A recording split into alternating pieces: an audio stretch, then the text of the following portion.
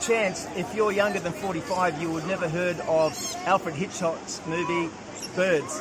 Well, they're making a remake of it here at Carnia Gorge. A few of the locals have got together, all trying for a bit part of the movie, so here they are all gathered.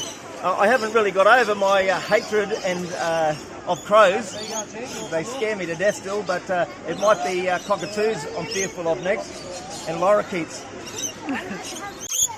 Here we are with Rod. He's the director of the movie Birds. Does it take long, mate, to train all these for the part? Oh, it's taken many years. Mate, well done. Good job.